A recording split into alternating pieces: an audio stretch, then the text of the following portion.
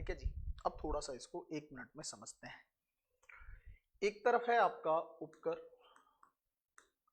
जिसको आप लोग सेस बोलते हैं, एक तरफ है आपका सरचार्ज,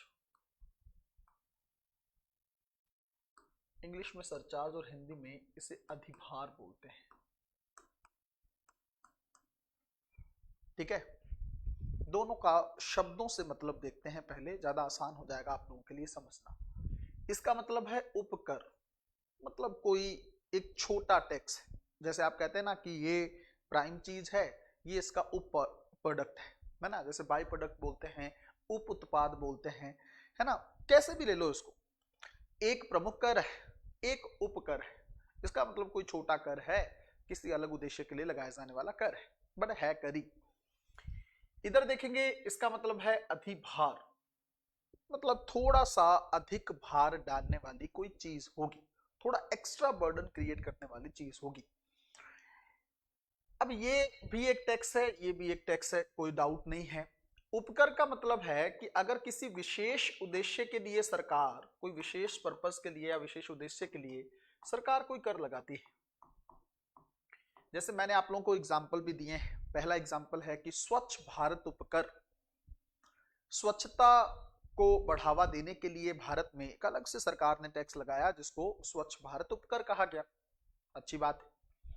जैसे शिक्षा के लिए लगने वाला उपकर, एजुकेशन को प्रमोट करने के लिए भारत में एक अलग टैक्स लगाती है सरकार, उसको बोलते हैं शिक्षा उपकर, कोई दिक्कत नहीं। तीसरा, जीएसटी से राज्यों को होने वाली हानि की क्षतिपूर्ति करने के लिए एक अलग से मुआवजा उपकर लगाया गया, जिसको आप लोगों ने पहले भी पढ़ा है। तो ये कुछ स्पेसिफिक पर्पस के लिए लगाए जाने वाले टैक्स को हम लोग क्या बोलते हैं, उपकर बोलते हैं। क्लियर है। ये क्या है, ये कर के ऊपर कर है, कर के ऊपर कर है। इसका मतलब कुछ अमीर लोग होंगे जिनके पास बहुत सारा पैसा होगा, तो क्या करेंगे, उनसे थोड़ा एक्स्ट्रा कर लेंगे। आप कहोगे सर ये गलत नहीं है, नहीं है गलत, क्यों, क्योंकि उनके पास संसाधन ज्यादा है। अच्छा, तो क्या उनकी इनकम पर 2 बार टैक्स लगेगा? नो। ध्यान रखना, छोटी छोटी बारीकी है, समझने की जरूरत है।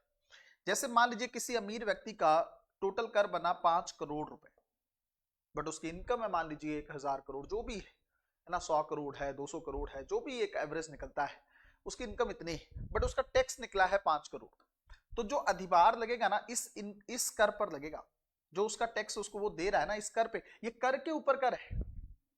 ऑलरेडी जो वो कर पे कर रहा है, उस पे एक अलग दर की दर से 5%, 10%, जो भी सरकार को ठीक लगता है, उस हिसाब से सरकार इस पे कर ले लेगी, एक्स्ट्रा है। इसका मतलब ये है कि अमीर की अतिरिक्त इनकम पर लगने वाला कर है, कोई दिक्कत नहीं, कोई दिक्कत नहीं।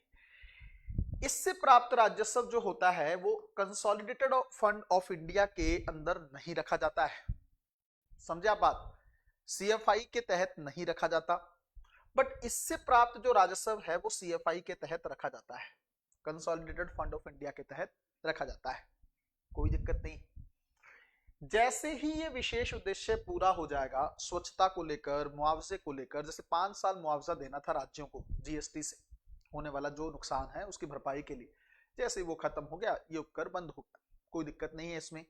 लेकिन ये सरकार कभी तक भी लगा के रख सकती है, सरकार की अपनी मर्जी है। अब आपके मन में एक सवाल होगा कि सर जैसे इसका तो विशेष उद्देश्य है, उस पर खर्च करेंगे ये पैसा, इसका पैसा कहाँ करेंगे? कहीं भी कर सकती है सरकार, सरकार की मर्जी है। ऐसा नहीं कि सरकार इसके लिए कोई स्पेशल पर्पस है, नहीं, लगेगा ये अमीर आदमियों पर, बट खर्च सरकार इसको कहीं पे भी कर सकती है। अब एक और पॉइंट यहां पे समझ लो, इन दोनों में एक कॉमन चीज है। क्या कॉमन चीज है? कि ये दोनों जो है राज्यों के साथ साझा नहीं होते। अब आप खुद सोच के देखो, संघवाद में एक इशू ये भी होगा कि नहीं होगा? होगा, होगा, मैं लिखवाता भी हूं। क्या इशू है? राज्यों को इससे प्रॉब्लम है। राज्यों को लगता है कि भाई आप, पहली बात, अच्छा क्यों प्रॉब्लम है राज्यों को वो भी समझ लो। एक तो आप पैसा साझा नहीं कर रहे, दूसरा आप कई सारे उपकर लगाते चले जा रहे हैं, उसमें पैसा आपने हासिल किया बट उस पैसे का यूज ही नहीं किया। जैसे शिक्षा के लिए बहुत सारा पैसा सरकार ने उपकर के तौर पर कलेक्ट किया, वो यूज ही नहीं किया सरकार ने, वो ऐसे रखा हुआ है। तो राज्यों को लगता है कि भाई आप ज्यादा से ज्यादा उपकर लगा रहे हो।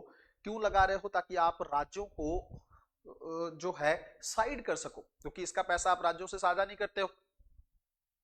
ये उस टैक्स पूल में आता ही नहीं है जो 41% के आसपास आप राज्यों के साथ साझा करते हो, ये डिफरेंट है। इसलिए आप ज्यादा से ज्यादा उपकर लगाते हो, सरचार्ज लगाते हो, ये ठीक बात नहीं है। ये भी राज्यों की एक आपत्ति है। तो मेरे हिसाब से दोनों को लेकर कॉन्सेप्ट आपके दिमाग में क्लियर हो जाना चाहिए। ये अप्रत्यक्ष तरीके से एक हिसाब से किसी विशेष पर्पस को करने के लिए सरकार लगाती है, स्थायी स्रोत नहीं है।